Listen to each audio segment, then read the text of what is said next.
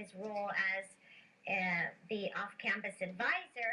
And now I have Erica, and to pronounce the last name. Khan. Khan. I did pronounce it properly. Oh my gosh, and it's got she is 3 letters. a student here in our teacher ed program, multiple subject.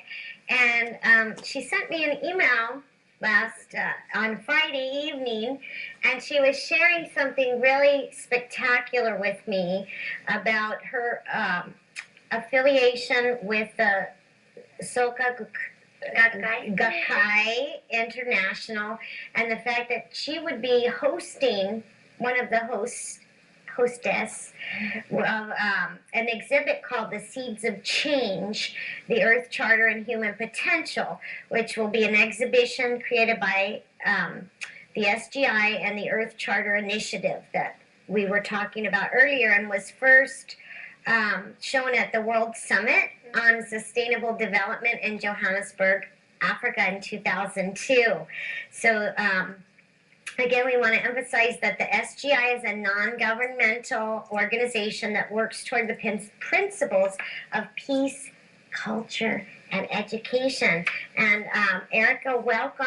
I'm so happy that she sent me an email to let me know about the exhibition, and she just made a suggestion that perhaps the students in the class could go attend the exhibition and to earn extra credit. Well, it would be really hard to earn extra credit, and I think that they should go just to have an interest in and in supporting peace and culture and diversity here on our campus, and we're so fortunate to have something like that in our presence. And I want you to talk about the children's work, and maybe we can bring it up from this website that they've done in the studio room to show some of the children's artwork from all around the world, and to talk about the seeds of change. And in practicing, hopefully, what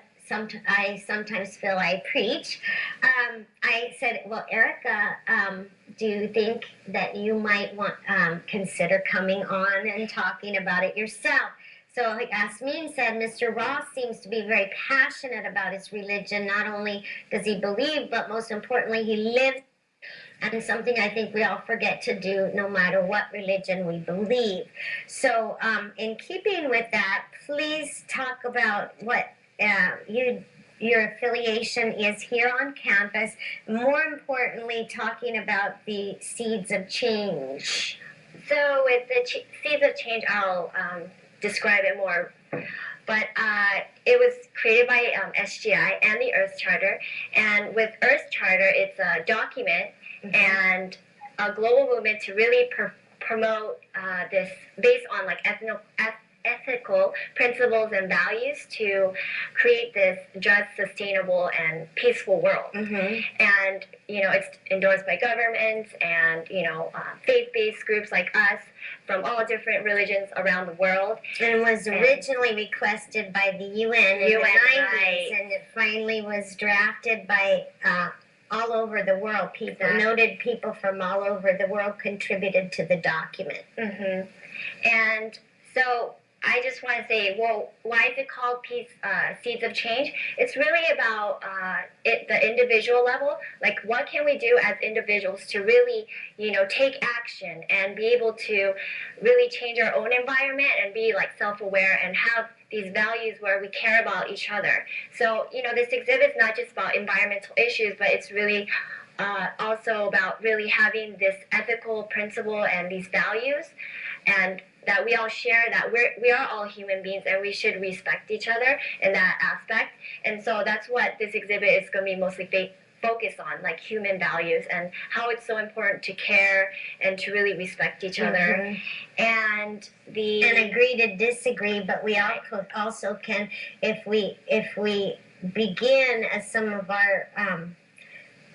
our callers were discussing, we can open the door to communication. Right. And that is so key, because in that we find commonality. Right. That's why the president of our organization, President Ikeda, he emphasized this Seeds of Change is really about promoting dialogue between people and the differences. And really, dialogue is the only way to, see the I can't speak today. Commonality between people. I do that a lot, don't worry.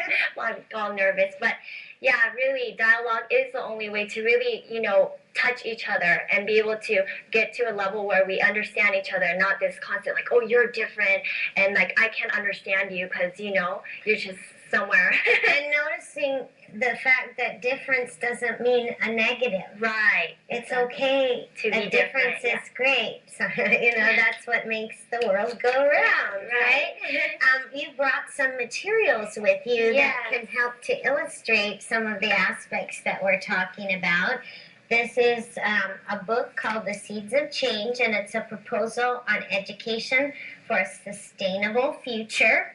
And tell me how you implement and where, because I know a big component of what you're doing is going into the schools, not promoting the, come join this community center, but in keeping with the Earth Charter, discussing aspects of anti-bullying and environment and peaceful dialogue and communication in the schools. Right. So what can you tell us about that?